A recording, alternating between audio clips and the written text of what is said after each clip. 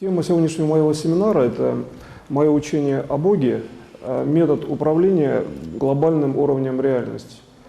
В данном методе прежде всего необходимо рассматривать принцип, когда ваша душа контролирует практически все процессы реальности. В связи с этим сразу в момент сегодняшнего семинара необходимо настроиться на то, что контроль всех уровней реальности, включая отдаленные уровни реальности, это есть ваша личная задача, где ваше тело – это есть также уровень фактически расширения реальности. То есть вы воспринимаете реальность как систему, которая взаимодействует с телом. В связи с этим уровень, предположим, чувственный, уровень чувств – это также есть система управления. То есть вы четко определяете, где граница, например, чувственной волны, то есть волна чувства – это есть действие, и отсюда вы начинаете практически строить свое тело так, как развивается реальность.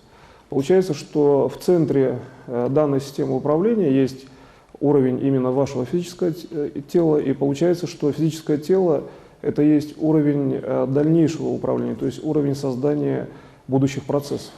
В связи с этим на физическом теле можно рассмотреть такой принцип, а где же создаются элементы будущей реальности с точки зрения именно физики развития тела, физического тела.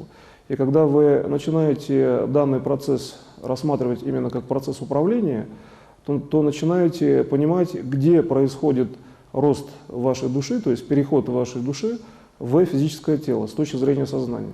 То есть находите вот эту узловую фактически точку или управляющую точку, управляющую область. А далее уже вы начинаете видеть, что ваше тело взаимодействует с реальностью, как бы находясь в этой реальности. То есть фактически вы уже с точки зрения тела не воспринимаете, например, разницу между уровнем как бы макроуправления или уровнем управления от физического тела. То есть физическое тело воспринимает все сигналы Вселенной, все сигналы мира.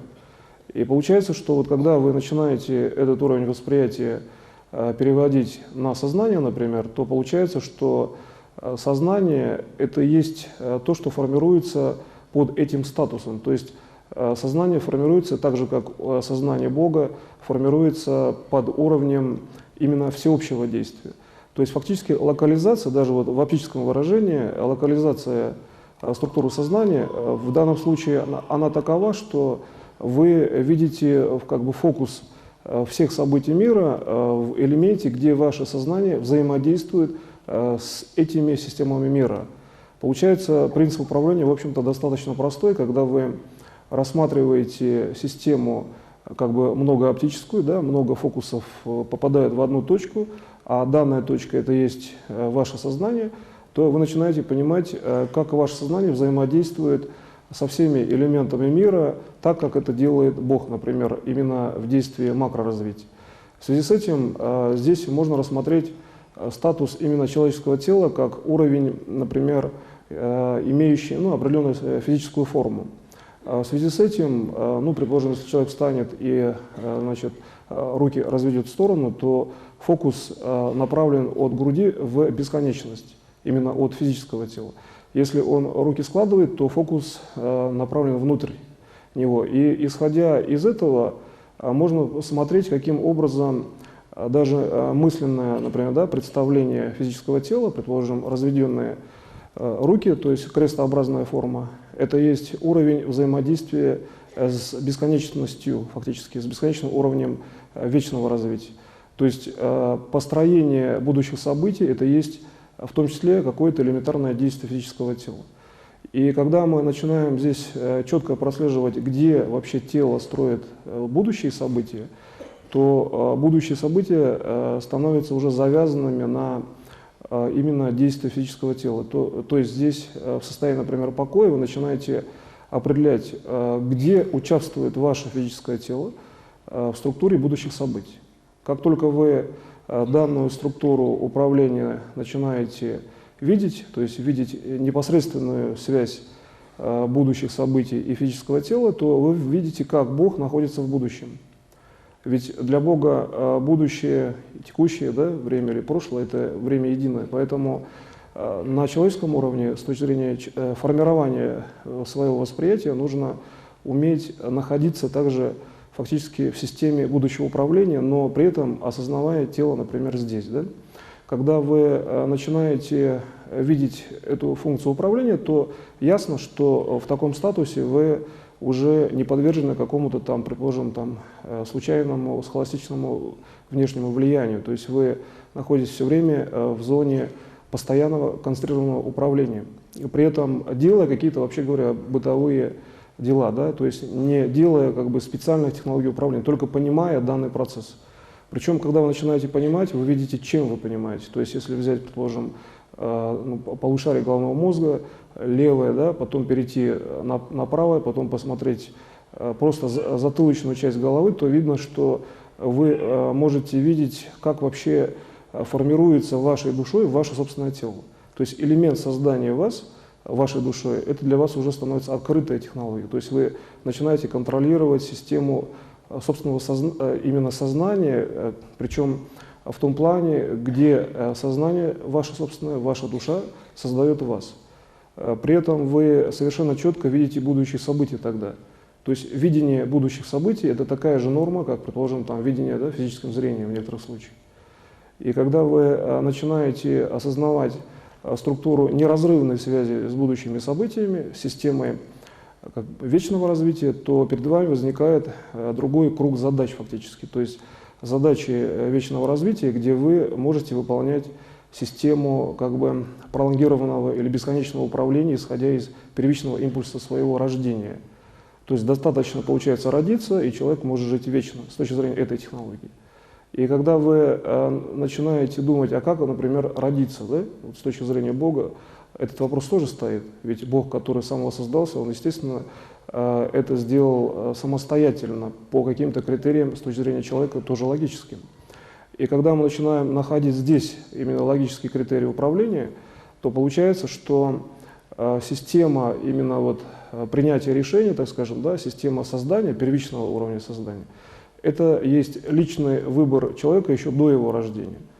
То есть человек фактически сам себе выбирает, где он должен создаться, и при этом он должен четко определить функцию всех будущих событий. То есть у человека изначально, до его рождения, в его личности есть уровень, который определяет совершенно точно и конкретно систему будущих событий.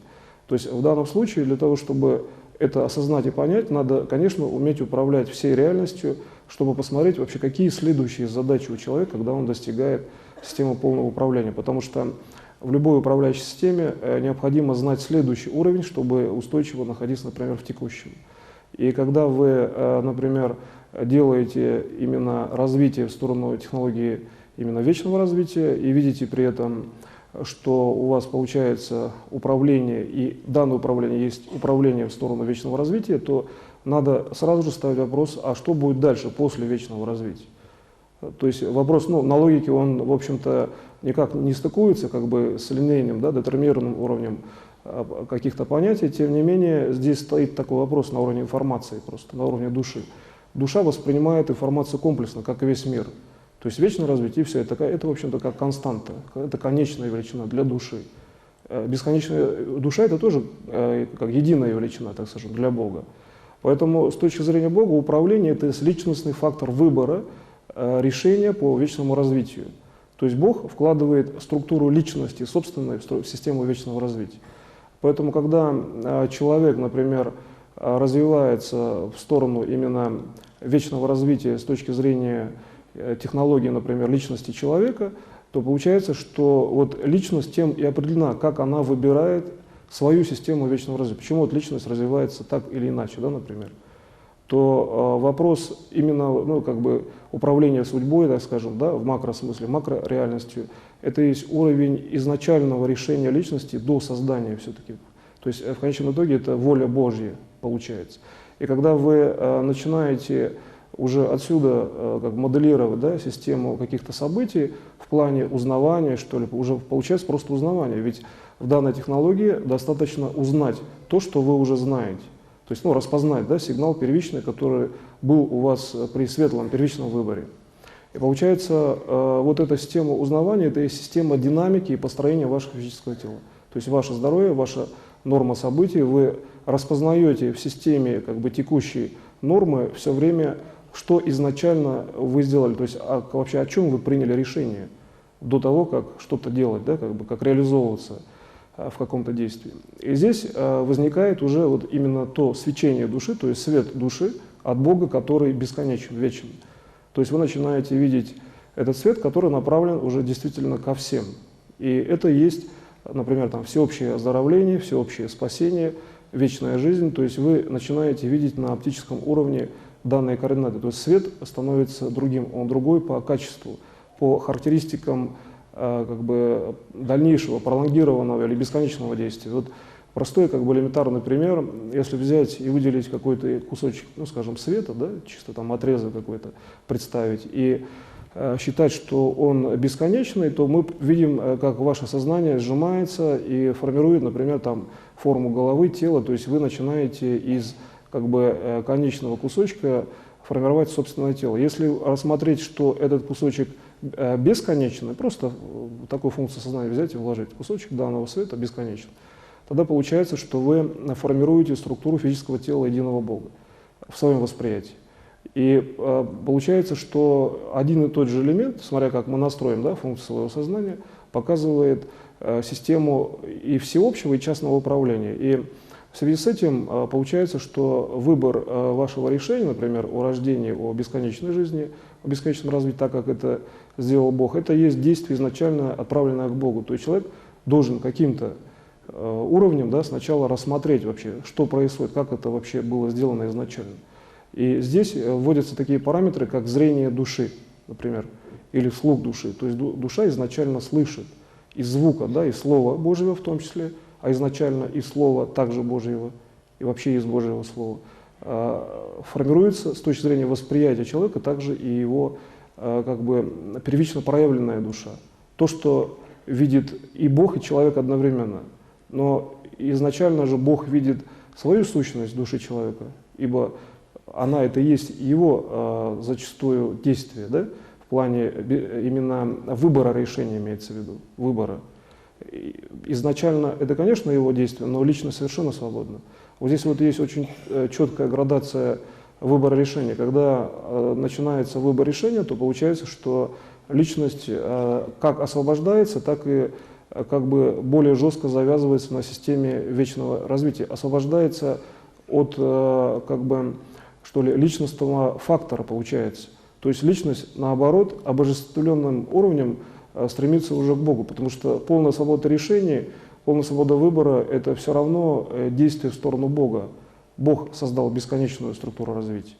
И получается, что вот эта вот свобода воли, свобода выбора, она нужна еще и для того, чтобы человек был истинно расположен к Богу, чтобы он стремился за счет своих, например, созидательных действий правильно понимать свой изначально, первично, например, правильно выбранный путь. Так вот здесь вот стоит такой достаточно, в общем-то, простой вопрос, как изначально правильно он выбирал, да, до его создания, например, там, слухом души. Предположим, простой такой тривиальный вопрос, а правильно ли душа услышала свой путь, да, будущий, перед полной реализацией? Тогда возникает очень, значит, простая технология, чтобы душа уточнила, так скажем, да, или сказала, что действительно так, должно быть физическое тело. Здесь очень четко прослеживается рост физического тела из души, из действия души, именно в духовном понимании данного процесса.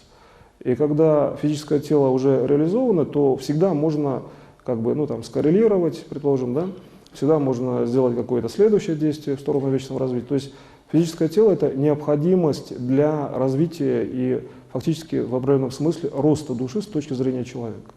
Ибо с точки зрения Бога получается, что Бог, Он всегда имеет душу бесконечную, и для Него изначально созданная душа во всех будущих проявлениях, она практически находится на одном уровне. И когда вы начинаете совмещать вот уровень развития, да, и уровень именно как бы бесконечной, что ли, статики с точки зрения Бога, то вы видите, что вот процесс рождения ребенка, процесс развития человека – это есть то, чем вы изначально, по крайней мере, хотели управлять с точки зрения там, своей судьбы, своих намерений. И вы тогда приходите к себе где вы проявлены как структура, взаимодействующая с Богом, где вы, ну, например, там, беседуете с Богом, где вы с Ним общаетесь. То есть вы начинаете видеть свет, который вам посылает Бог своим словом, то есть Словом Божьим. И получается, что тогда вы можете, естественно, очень четко видеть, так как Бог всегда дает именно созидательный статус развития, где можно, например, оздоровиться, да, в каком-то конкретном месте, в данном месте, в том или в другом, или, например, предположим, просто выполняя какое-то действие. То есть вы начинаете видеть, где это находится, вот, действие Бога по именно вечному и всеобщему вечному развитию. И при этом есть очень четкие переходы, где лично ваше вечное развитие, а где всеобщее. Когда вы начинаете видеть вот эти переходы, то уже, ну, переход, в общем-то, на физическом уровне, он выглядит чисто светооптически, в общем-то, даже можно замерять внешними параметрами, например, какими-то объективизированными видеокамерами, предположим, цифровыми, со специальными настройками и так далее.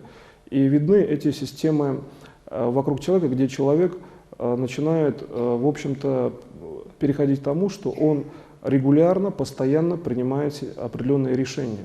И вот когда эти решения скоррелированы, ну и так логически понятно, что каждый постоянно принимает решения, но здесь в данном случае речь идет о том, что выборность вот этого решения, то есть правильный выбор решения, это есть действие либо сонаправленное со своим, да, личным, первичным выбором до того, как Бог организовал, например, вашу личность, или же это все-таки, предположим, не стыкуется, да, вот, с изначальными задачами личности. Ну, простой пример. Человек решил построить там большой многоэтажный дом, а такая жизнь, что он делает что-то другое, да, предположим, роет канал для того, как, ну, если рассмотреть данный процесс с точки зрения личности человека, там протекает некая вода, и вообще непонятно, зачем и куда она течет для этого человека. Тогда получается, вот, ну, я взял такие совершенно разные примеры, тогда получается личность вынуждена, например, строить данный канал, а изначально то, что было видно личности в виде большого дома, многоэтажного причем, да, а как вот один человек может построить многоэтажный дом? То есть тоже вопрос. Тем не менее, есть личности, которые, естественно, и большинство, и изначально человек ставит перед собой бесконечное количество задач, то есть, в принципе, человек способен решить любую задачу по существу. Но тогда получается, что здесь он вынужден обратиться тогда уже к себе, стоящему как бы там, на уровне первичного выбора. То есть здесь сместить ситуацию можно только обратившись как бы изначально к себе до уровня, получается, своего собственного создания в проявлении человеческом, то есть в восприятии человечества, так скажем. И здесь уже очень четко видно, что выбор решений – это прямая и полная связь со всем человечеством. Вот для чего он выбрал этот дом, да, данный какой-то человек. Ясно, что ведь почему он многоэтажный, потому что и другие люди будут строить данный дом. Ну, я так условно, конечно, говорю.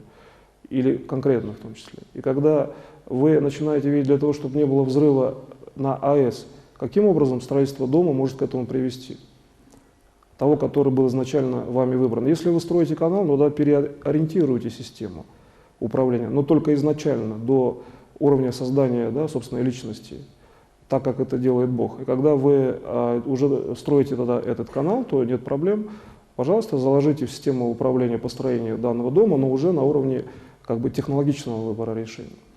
И здесь возникает стыковка с личностным фактором, да, именно фактор, связанный с макрореальностью, и ваш фактор, где вы взаимодействуете постоянно с Богом. То есть вы видите, что при строительстве данного дома, каким образом проявлена система именно макросозидания. То есть как вообще положить, ну, условно, кирпич, да, чтобы не было, например, не было взрыва АЭС, пусть даже отдаленного, да, на другом материке и так далее. То есть вы начинаете видеть структуру вещей в плане их даже оптического выражения. То есть восприятие увеличивается до уровня, когда совершенно четко есть контуры, например, кирпича, какие-то полосы, где можно его взять, там, задвинуть чуть в сторону, и взрыва АЭС, например, не будет, с вашей точки зрения.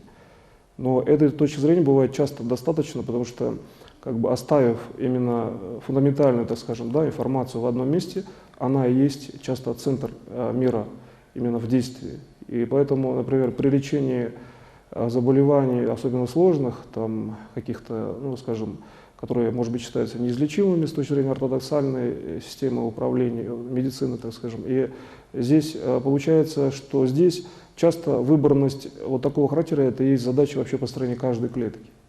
Тогда получается, что мы здесь вынуждены такие процессы, вот, ну, о процессе вот сейчас я рассказал как, в общем-то, о линейном процессе, об одном, да, мы здесь должны выбирать эти решения постоянно. А значит, мы должны существенно увеличить скорость познания, скорость распознавания информации. А основная информация, она как раз находится в том, что когда человек именно понимает и ставит задачу вечного развития, то именно отсюда он получает основной как бы кодекс информации, основной устав, что ли, управления, да, так скажем, то есть жесткие системы управления, которые неправильно даже часто в словах, а именно понимаемый человек. И получается, что когда вы уже отсюда на себя как бы переводите информацию управления, то здесь видно, что ваше управление это есть практически ваше действие, но действие бесконечное. И чтобы получить технологию, например, увеличения скорости, ну, там, для как бы, может быть, если нужно, человек может ставить задачу просто восстановления здоровья, даже когда он здоров, не обязательно он должен быть болен, или же просто лечение любого другого человека. Тогда получается, что вот увеличение скорости – это как бы изымание, ну, на уровне оптики, так скажем, да, это видно так, что вот есть некий блок информации светящийся, некий свет, вы изымаете из бесконечной фазы, и как делает Бог, просто привносите как бы структуру своего личного решения. То есть здесь главное переконвертировать вот это вот внешнее бесконечное как бы, да, управление в то, что вы лично так считаете, вы так можете. И когда вы это делаете, то бесконечное количество связей, именно как я говорил, макровселенная, то есть весь мир, вся Вселенная, именно все управление, так скажем, да, даже можно сказать так, что система глобального управления, а не только вся Вселенная. Тогда вы начинаете эту систему выводить в уровень своего действия, то есть конвертация как бы механической системы в оптическом выражении вечности, то есть берется блок, изымается из системы как бы вечности, но вечность же от этого меньше не становится, вечность она есть, вечность, то есть это беспроблемная характеристика. И когда вы оттуда берете, вы ничего нигде не забираете. Также и Бог, Он создает и создавал, и будет создавать, но он ничего нигде не забирает. Это его личный внутренний статус. Он так понимает просто реальность. И когда вы начинаете видеть, то Бог дает вам те знания, которые вы направляете именно на бесконечное развитие, но уже из уровня, получается, собственного решения, собственного развития. То есть ваше решение сейчас совпадает с тем, что вы решили до именно момента, так скажем, да, до времени, когда Бог принял решение о создании вашей личности, когда вы еще приняли решение до этого момента, то есть еще более раннего момента. И здесь возникает вот еще один аспект полной свободы человека, то есть человек, он так устроен, что принцип личной свободы – это вневременной принцип. Это есть аналогия с тем, как устроен Бог. И когда вы начинаете данную структуру понимать, то видно, что бесконечное развитие на самом деле это часто не сложная технология. Она уже у вас есть, просто многим, возможно, надо просто как бы добавить систему управления, и тогда вы начинаете жить в системе вечности, потому что вечность это есть ваша душа, состояние вашей души. Стоит только его расширить, да, вокруг себя. И вот этот свет, который уже идет из вас, он же вас восстанавливает, он же оздоравливает других и так далее, да, улучшает события, планирует события. И вот здесь вот важный элемент, что планирование событий, то есть система принятия решений. Почему вообще, вот именно если абстрагироваться от как бы глубоких, да, корней действия и исходить из того, что есть просто некое событие. Вот мы начинаем рассуждать по, например, бытовому именно, да, когда мы считаем, что на бытовом уровне нам не нужно анализировать вообще вот какие-то глубокие корни действия, но тем не менее действие должно быть сопоставительное. Оно должно быть сопоставлено с тем и действовать так же, как и глубокое управление. Вот в чем особенность действия Бога в системе именно макроуправления. Ведь Бог управляет всем одинаково. И любым процессом Он управляет так, как если бы это был или какой-то такой, например, там, макросложный процесс, да, или, предположим, простой процесс. И вот такой уровень как бы абстрагированности от сложности задач, это есть переход в человеческом понимании на уровень повседневного управления. То есть с этой точки зрения бытовое, так скажем, да, поведение какое-то в быту, бытовое управление, например, вещами быта, это часто однотипное управление, а по сущности это всегда так. То есть, делая что-то в быту, человек все равно участвует в макроуправлении. Ведь даже потому, что любое проявление любой вещи – это есть выражение макроструктуры мира. И когда вы начинаете чувствовать вот эти линии, именно чувствовать, чувство движения, да, чувство линейного движения бесконечности, где бесконечность линейна, линия бесконечности. Вот вы начинаете выделять эти линии, и дальше пошла музыка да, всеобщности. Да? Например, бесконечность как струна, дернули за одну струну, за другую, третью и так далее, и бесконечная мелодия. То есть звук – это выражение бесконечности в линейном восприятии, первично линейном восприятии. Также Бог, воспринимая вас первично во всеобщем уровне, Он уже позже выдает именно бесконечную характеристику в понимании. То есть в данном случае человек, имеющий, предположим, физическое тело, которое значит, способно развиваться вечно, уже в логическом понимании может развиться до бесконечного развития. То есть изначально данное и то, что он уже дальше самостоятельно может прийти к тому, что вы достигаете самостоятельно за счет личной практики. И когда вы начинаете здесь стыковаться по тому же каноническому уровню, ну как по камертону некому, что изначальное действие – это все-таки действие, которое было тем, что вы также принимали решение, и его приняли правильно до создания вашей личности.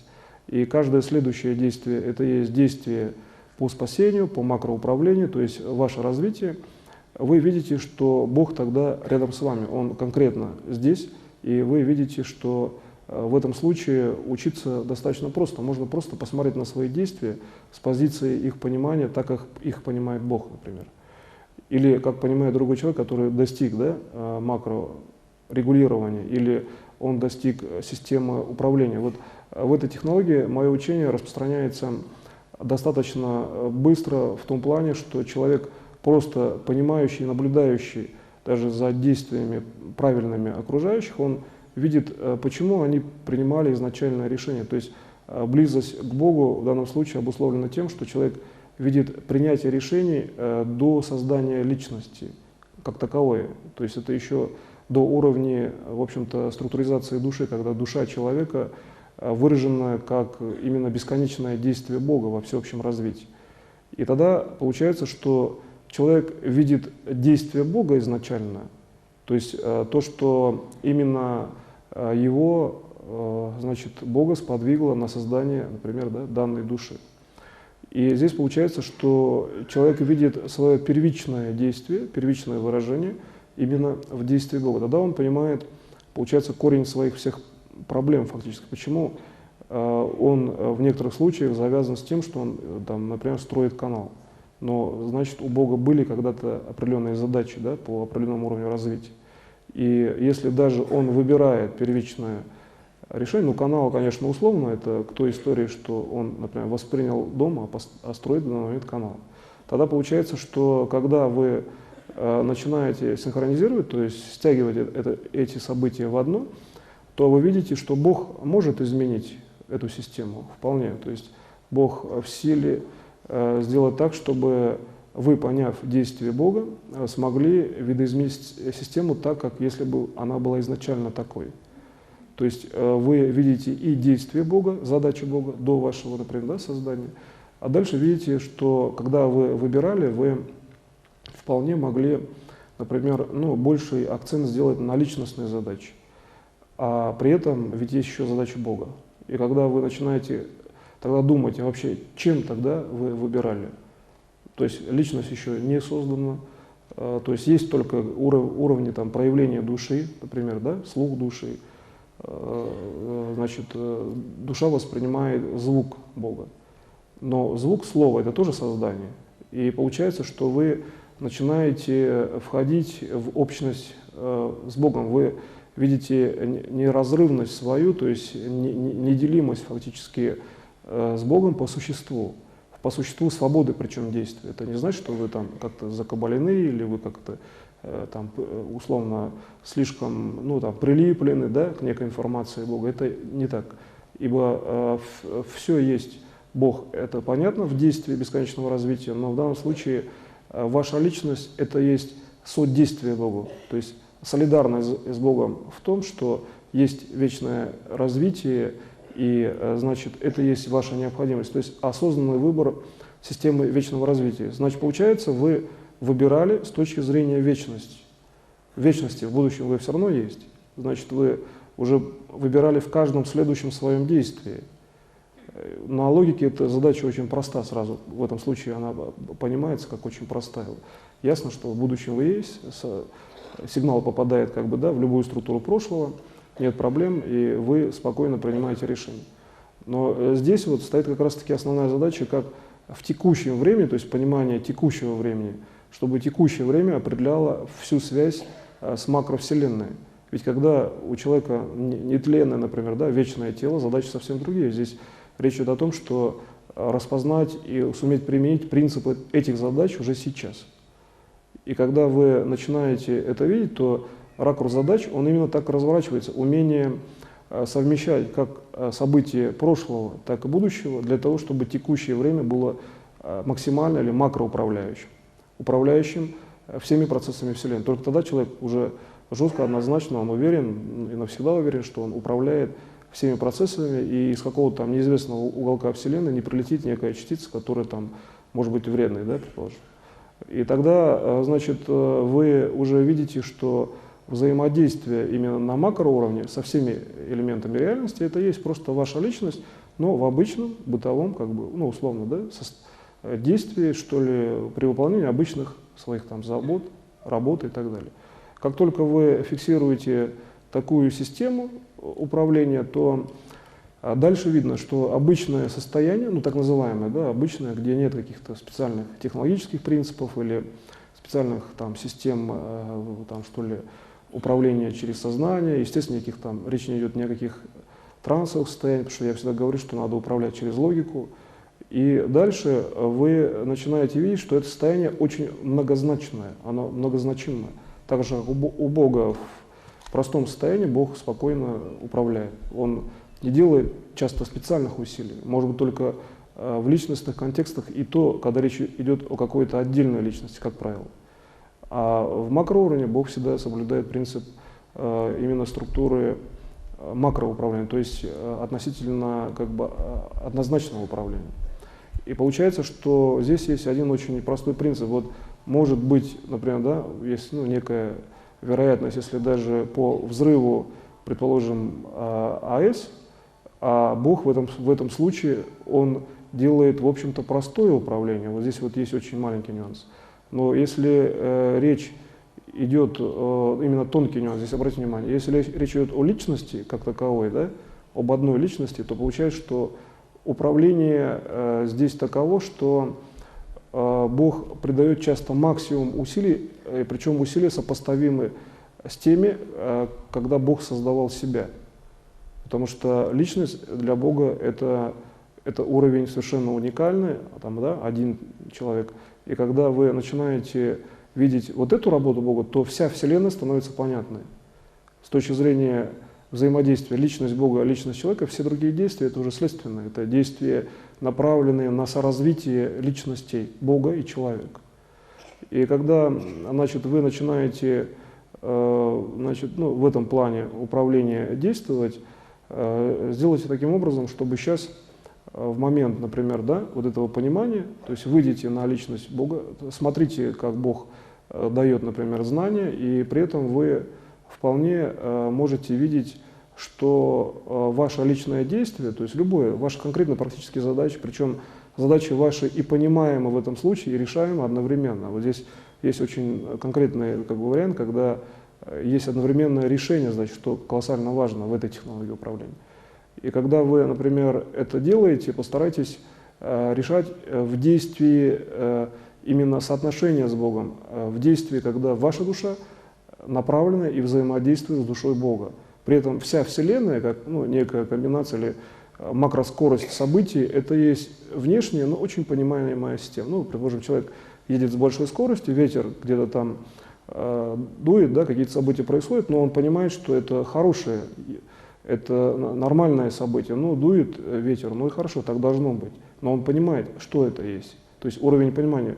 Дух, который создается пониманием, создание духа. Происходит создание, вы видите создание собственного духа. С точки зрения, опять же, того уровня, где вы принимаете решение о своей личности. И вот на этом уровне сейчас делаете управление по своим задачам. Вы рассматриваете создание собственного духа и управляете уже там.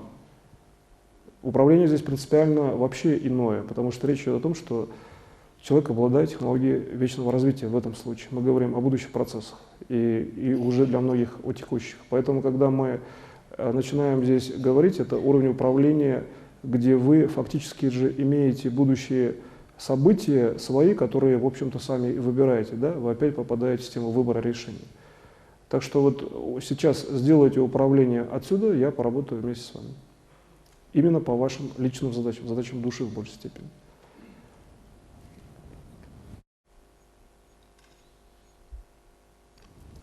А сейчас перейдите на систему управления, такого причем, что если, например, мы рассматриваем, например, действие ребенка, да, вот, сознание ребенка, оно развивается, но ведь ребенок, находясь в любом возрасте, он управляет также и часто по существу за счет того, что он именно имеет, ну, в общем-то, небольшой, да, такой практический опыт. То есть существо управления в том, что он сразу видит совмещение выбора решений и что изначально он принимал в виде решения. То есть речь идет о том, что у ребенка как бы более, что ли, свежо в памяти то, что происходило до его рождения.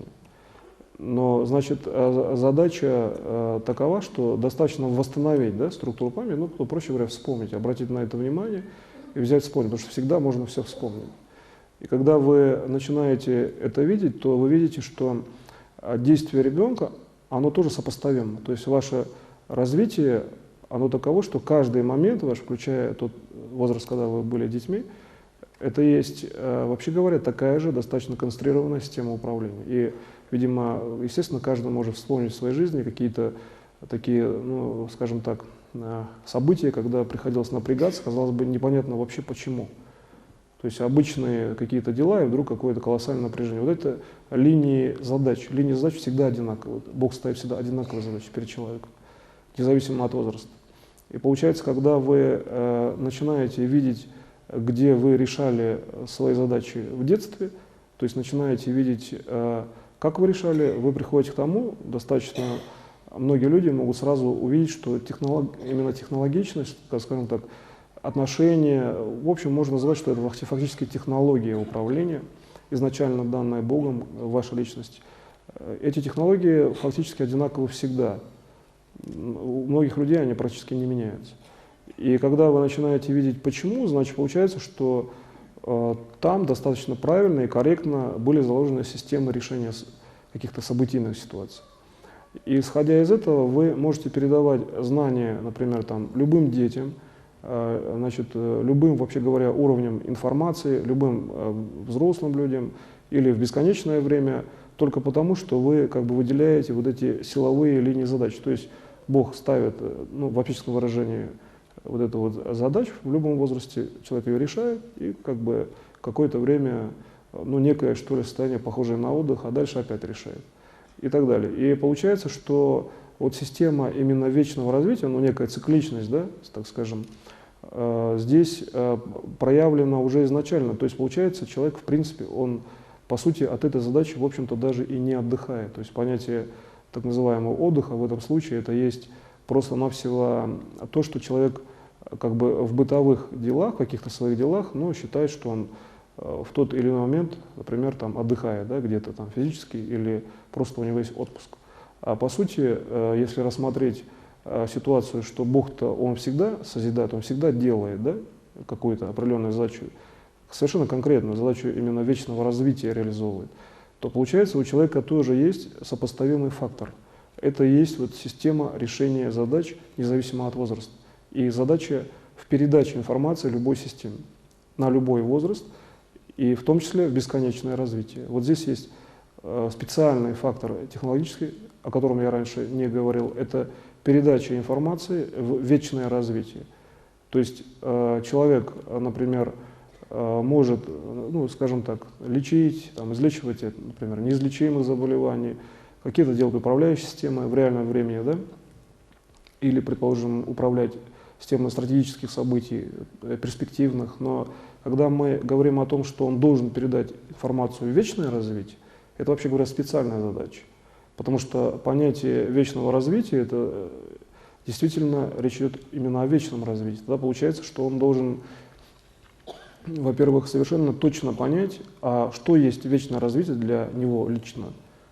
Логически понятно, ну, как просто вечное количество событий, но ведь, как я сейчас пояснил, идет постоянный выбор решения и постоянная работа по саморазвитию фактически.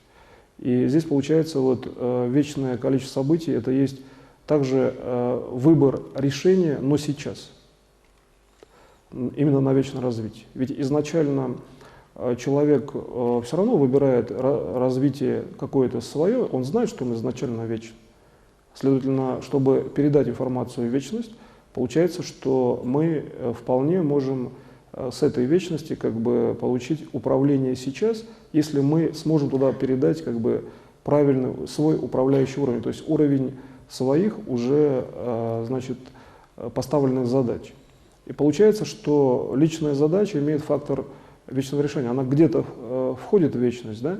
Даже частная задача. Но здесь речь идет именно о технологии перевода фактически ну, как бы оптики мышления, да? То есть оптической фазы управления в структуру именно макроуровня или сверхконцентрации информации, энергии вечности. То есть это задача, скажем, на уровне плотностей материи напоминает такую, что вот есть некий камень, нужно взять там какой-то иголочкой, там, взять и где-то в камень там ввести информацию. И на уровне именно том, что плотность очень высокая. Так как задача камень не разрушать, нам нужно понять, как мы можем передать информацию, если мы, например, не хотим прокалывать иголкой камень. Тогда получается, что, ну, во-первых, иголкой часто и невозможно, да, как в случае именно такой задачи. И получается, что когда вы ставите такую задачу, вам нужно тогда сделать действие по отношению к камню. Вообще, зачем он нужен? Зачем вам решение данной задачи? И тогда как бы логическое действие, то есть рост структуры собственного духа, решает вопрос именно центрального управления для камня. То есть дух определяет место данного камня как бы в системе управления, но уже на логике взаимодействия с Богом. То есть ваше действие – это и взаимодействие с Богом, прямое, любое действие. И когда вы начинаете эту систему понимать, то вы, получается, что передаете в систему вечного развития всегда, потому что вы делаете управление практически от себя, но при этом Бог как бы именно с большим уровнем управления, с большой технологичностью именно управления, когда Он, видимо, даже с усилием управляет. И вот технологичность управления Бога видна как личностная характеристика человека. То есть вы видите в своем восприятии, ну, скажем, Бог как труженик, так скажем, да? Он делает так, чтобы информация ваша попала в информацию вечности. И вы начинаете видеть, что это возникло, потому что вы выделили духовный статус. Вы не стали, например, ставить задачу, ну, как бы напрямую, да, взять и проколоть там камень, пусть даже дрелью, предположим. А именно поставили задачу смысла данного действия с точки зрения, например, Бога. Ну, познание, да, структуры камня, например. Тогда получается, что вы действуете уже на уровне восприятия. Так и формируется ваше вечное восприятие на любом действии. И когда вы видите, что восприятие вечности – это достаточно напряженная, вообще говоря, работа Бога с точки зрения человека, вы начинаете воспринимать личность Бога, именно ту личность, которая изначально принимала решение про свое создание и вечное развитие. И здесь тогда, получается, на личностном факторе вам достаточно понятно, что делает Бог. То есть Он в данном случае, ну, выполняет обычную работу. Единственная разница может быть только в данном случае в том, на уровне личности, что он ставит задачу дома, он действительно построит дом. А здесь как бы надо стараться тогда просто-навсего действовать синхронно или просто как бы перенимать опыт, да? Может даже стоять в стороне и наблюдать, но лучше делать работу совместно. И когда вы начинаете, например, данное действие выполнять, то получается, что вы начинаете видеть, где Бог проявлен в вашем действии и как вообще Он помогает вам вот в конкретном действии, то есть совершенно там, в бытовом каком-то действии даже. Совершенно, может быть, там многоразовое, совершенно знакомое действие, и когда вы в этом действии видите действие Бога, то есть как Он вам вообще помогает. Казалось бы, зачем вам помогать, да? Элементарное действие, там, вы знаете, как пить воду, знаете, как пить чай, разница только в том, что вода может быть холодной. То есть разница в восприятии, чай в основном горячий. И если, предположим, вы начинаете думать о действии как таковом, вот, в многократном действии, вы видите душу Бога, душу, направленную именно на то, чтобы вам помочь во всех ваших делах. Когда вы начинаете эту структуру Бога осознавать, то получается, что ваше напряженное, в общем-то, часто или там обычное действие, это есть работа души Бога по отношению к вам. То есть тяжесть действия часто это работа души Бога по отношению к вам, а зачастую это совершенно однозначно только это. И когда вы видите, то получается, вы видите, что Бог-то выполняет, вообще говоря, часто даже иногда, там, например, да, за вас работу определенную. Значит, вам нужно это освоить и сделать, да, дальше, то есть понять. Когда вы начинаете это понимать, то видно, что любое логическое действие, например, сделать так, чтобы не было, например, там, терактов, да, в центре Москвы по большим зданиям, где много людей, значит, вы должны выполнить работу за этих людей. То есть вы должны увидеть, где они проходят, что они делают, и как бы сместить информацию, то есть реально повлиять на реальность.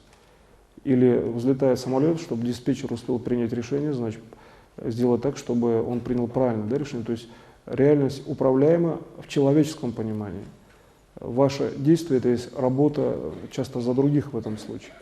И когда вы начинаете видеть, что вы тогда должны тем более, да, обладать какой-то, например, более высокой или колоссальной технологичностью, то опять стоит вопрос о том, что нужно увеличить скорость восприятия и управления. И здесь получается, что люди ставят перед собой макрозадачу, например, все-таки построить, опять же, к тому же дому, да, многоэтажный дом, потому что они видят, что их действия должны быть более резервированные. И когда вы начинаете это понимать, то ясно, что первичное восприятие человека всегда не изменено. То есть изначально Бог дал человеку ясный взгляд, ясное восприятие. Он всегда совершенно четко и правильно себе выбирает первичный путь вечного развития.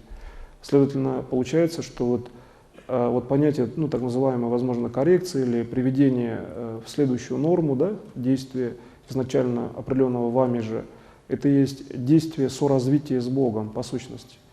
Бог, который дает вечное развитие, вы просто-навсего берете и действуете по аналогии, и в данном случае вот действие по аналогии, то есть система познания действия Бога, это есть именно специальная ваша задача, которая, вообще говоря, конечно, необходима для постоянного решения, именно для вечного развития. И здесь вы понимаете, что вы к вечному развитию приходите все-таки самостоятельно. То есть я сейчас показал элемент, где Бог показал, да? Бог вывел на управляющий уровень, но в принципе здесь же я уже показываю, где вы действуете сами. Для этого нужно осознать, получается, тяжесть задач души всех людей, по сути-то. Я имею в виду макровселенную с точки зрения человеческого понимания, действия людей. И то, как им, например, да, бывает зачастую тяжело в плане действия души. И получается, что тяжесть – это есть проявление и движение к свету. То есть вот именно даже имеется в виду не в каком-то там, например, там, плохом, да, условно, даже в кавычках понимании, а именно тяжесть в световыражении, что восприятие света Бога – это есть определенное давление на душу человека. И чтобы увидеть свет Бога истины, надо иметь концентрированную душу, как бы в оптическом, да, варианте, что ли, именно своего света, но уже идущего к Богу и сопоставимого с тем, чтобы воспринять истинный Божий свет. Тогда получается, что понятие тяжести, или, скажем, понятие труда души, в данном случае, труд души, можно так назвать, это есть всеобщая одновременно личная работа. Вот здесь есть четкое разделение. Человек видит себя и видит всеобщие задачи, когда он видит, как трудится душа человека, как его душа трудится, и как трудятся души всех людей, да? Например, в сторону вечного развития. То есть вот здесь очень важно, ну, в общем-то, важный достаточно момент в плане того, что я сказал, что можно разделить задачу личную и общую. Так вот, разделение – это что вы лично делаете, что делает ваша душа в помощь другим людям, всем причем. Тогда получается, что вы видите опять личностный вариант. Все-таки так же, как Бог человек, так же и вы можете передавать знания, получается, другим людям. То есть вы в данном случае работаете технологически так же. То есть вы тогда концентрируете свет, да, на себя и показываете, что вы можете то-то, то-то делать, какое-то управление, и люди вокруг, воспринимая вас как личность, могут действовать так же. И тогда, получается, ваше действие значит, может обучить, например, там, практически всех. Вы, когда профессионально осваиваете, например, какую-то систему управления, тогда ясно, что когда вы, например, ставите систему управления так, что вам нужно, например, обучить ну, не только всех, да, предложим, а еще и в вечности, то есть решить задачу вечного развития для других, то получается, что свет вашей души должен быть таким, что от того, что свет вашей души распространяется в вечность, другие души, значит, тоже могут воспринять уже свой свет такой же, например. То есть такого же уровня, как Бог дал по их событиям. То есть тогда, получается, не обязательно вмешиваться в события людей, потому что есть принцип невмешательства, достаточно только озарить светом своей души, светом знающей, да, души. И люди тогда своим светом сами все решат. То есть в данном случае речь идет о свете действия человеческого фактора, свет иной, свет следующего уровня, свет бесконечного развития, где свет души человека несет уже этот всеобщий свет в своем действии, даже в локальном, но уже бесконечного развития. Тогда, получается, такой свет формирует тело, все-таки, которое обладает функциями бесконечного развития, то есть тело, которое можно всегда восстановить, всегда можно, получается, значит, в первую очередь, задача не допустить все-таки каких-либо, по возможности, даже небольших отрицательных, там, влияющих, да, негативных событий, но желательно, по крайней мере, каких-то сложных событий не допускать в первую очередь. То есть естественный, логический, спокойный путь развития. То есть понятие именно спокойного, как бы выраженного спокойного пути развития в данном случае это есть также уровень управления.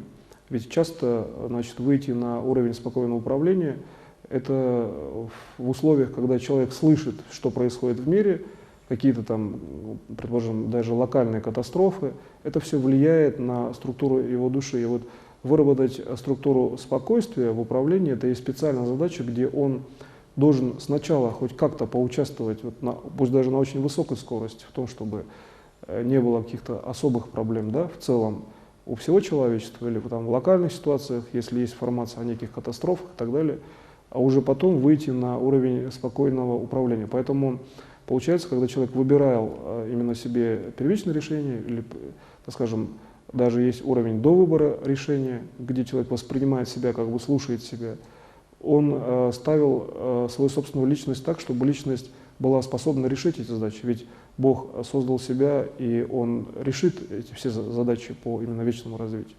Значит, личность, получается, себя строила изначально до фактора собственного именно создания. И здесь получается, что вот осознание личности самой себя – это есть действие Бога. То есть, получается, вы слышите ушами, так как Бог, ушами фактически Бога, ну, в таком переносном смысле, себя изначально. И здесь получается, что вот этот как бы всеобщий звук, да, звук всеобщего развития, всеобщего, так скажем, счастья, то, что вот касается именно позитивных уровней развития, это есть то, что создается и вами, и Богом одновременно, и там часто нет различия. То есть ваше действие такое же, как это делает Бог. Тогда вы видите, что выбор решения – это также выбор решения и Бога, одновременно с вашим. Тогда вам не нужно там долго как-то, скажем так, коррелировать ситуацию, вам достаточно уже здесь понять, что действие, например, В бесконечном уровне это есть все-таки ваше личное действие, осознанно выбранное, но и Бог также выбрал. Ну, в общем-то, как, скажем так, в обычном коллективе выбор решения не противоречит другим членам коллектива. И получается, здесь вот вводится такой же на человеческом уровне значит, принцип управления. И когда вы начинаете данное управление реализовывать уже как бы внутри себя, по отношению именно к чувственному уровню своему, то получается, что вы точно знаете, что вы контролируете любую ситуацию в текущем времени. То есть вы видите и обладаете многорезервностью действия. В этом случае получается, что именно многорезервность – это тот фактор, который позволяет вам действовать как бы из будущего фактически. Причем того будущего, где будущее фактически находится на глобальном уровне, на уровне стыковки с прошлым. То есть там настолько конструированная система, так скажем, знаний, да, информации, что будущее и прошлое находятся в одной области восприятия. Тогда получается, что вы, приходя к себе, уже формируете себя так, как себя создавал Бог, где время уже имеет только одну величину, ну, одну точку, да, текущую систему управления. А ведь у Бога же стояла специальная задача в текущем времени сделать так, чтобы не просто там себя создать, но одновременно создать устойчивый мир и одновременно еще бесконечно управлять данным миром. А значит, это есть другая, в общем-то, величина с точки зрения восприятия человека. В этом состоянии человек должен четко понимать и представлять, что он хочет и что нужно делать. И вот это вот, значит, задача одновременного восприятия, что он хочет и что нужно делать в этот момент, это есть задача, которую Бог для себя решил. И когда вы начинаете эту задачу решать, то есть не разделять желания и действия, то возникает, ну, в общем-то, достаточно простой принцип, да, для сознания человека. Если не разделять действие, то тогда как вообще определять, как описывать само действие? Здесь для сознания человека возникает принцип именно, значит, предупреждающего, так скажем, разделения. То есть по аналогии, в общем-то, с созданием человека, человек здесь уже может создавать события до его организации, то есть до самого фактора, да, события получается. И здесь важно только видеть первичный свет событий, то есть свет, который видит Бог изначально. Свет реализации в позитивном именно аспекте данного события. Тогда получается, что вы вполне можете формировать события еще до уровня его формирования в вашем восприятии. Для этого просто нужно формировать, например, сердцем, формировать там какой-то одной клеткой или там макровселенной. И вот здесь вот, когда вы переходите на макроуровень, то достаточно в этот момент рассмотреть движение, ну, какой-то отдаленной звезды, да, именно восприятие не на уровне там просто оптики неба, как бы в физическом выражении, а рассмотреть всю Вселенную, рассмотреть какой-то один сигнал или там всю реальность, весь мир. И здесь вы видите какой-то один сигнал, и управление отдаленным сигналом дает управление вашими событиями, причем такими, что эти события есть желаемые для души, Бога и одновременно для всех. То есть имеется в виду именно макроуправление сразу всеми процессами, в глобальном смысле, в глобальном понимании. Для излечения от некоторых болезней такая система управления является необходимой.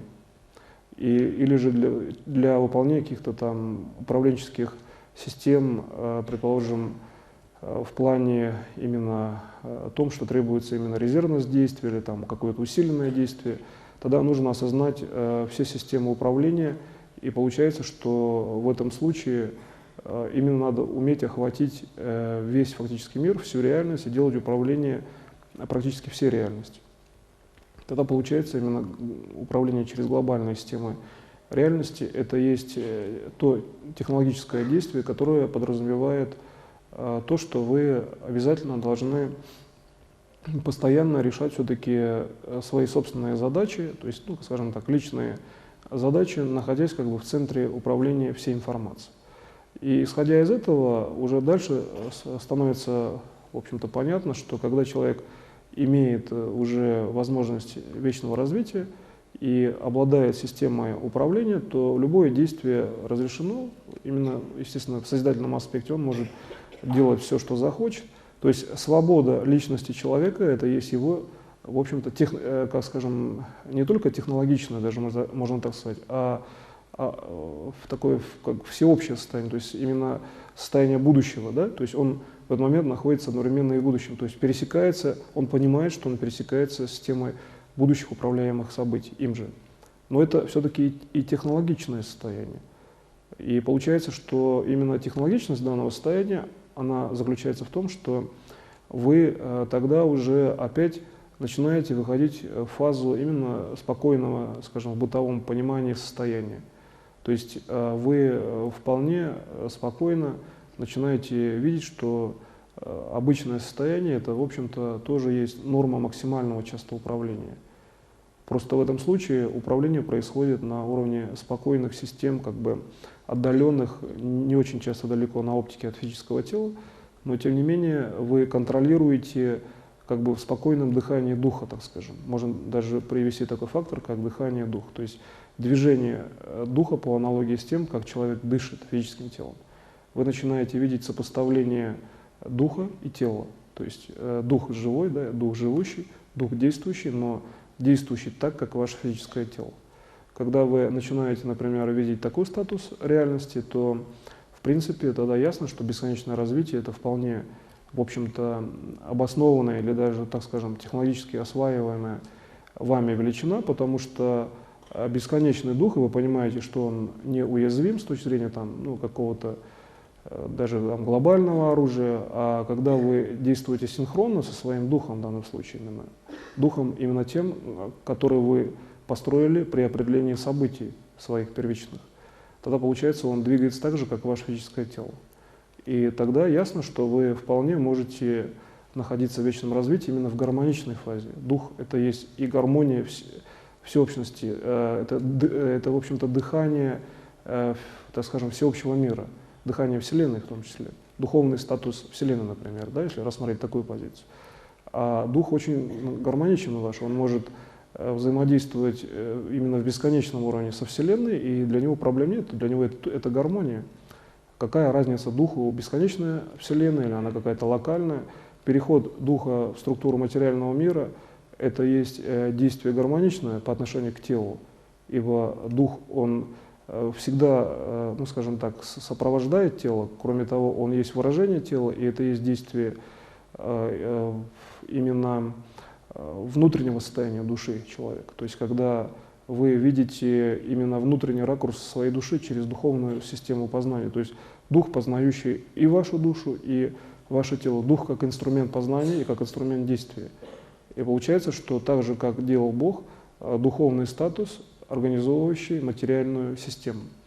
А дух – это с точки зрения Бога и человека во многом это совершенно устойчивая система, потому что она сверхдинамична, там можно всегда получить систему именно вечного развития, сверхбыстрые системы передачи информации, взаимодействия с информацией.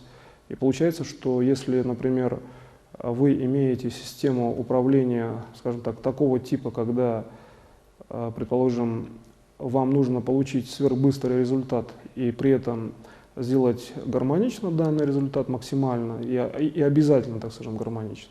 Потому что спектр личной гармонии вы выбираете сами. То есть вы действуете, и с вашей точки зрения гармонично, результат хороший, для всех хорошо. Но когда вы должны контролировать, что для всех хорошо, и вам в том числе, тогда, получается, вы должны ввести технологию сверхбыстрой системы обработки информации. А это есть духовное действие, то есть дух, покрывающий, да, действие, дух, находящийся и в действии, и управляющий действием. И вот сейчас сделайте такое управление, связанное с тем, что вы видите систему духовного управления, причем ту систему, которая находилась до уровня организации вашей личности, где вы принимали решения о всех своих будущих событиях, вечных причем.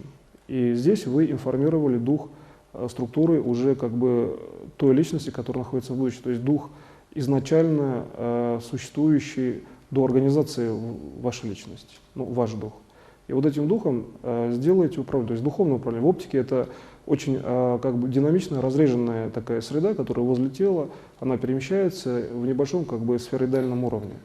И пусть вот эта среда затрагивает просто ваши задачи, но тоже духовные. Переведите логические задачи на духовные, и пусть ваш дух решит ваши задачи сейчас. Я поработаю с вами, помогу вам в данном действии именно всеобщего, действия для всех, и вы посмотрите, что есть данная помощь, что это есть познание следующего уровня, да, своего развития в передаче знаний другим. Так что вы поработаете, я поработаю вместе с вами.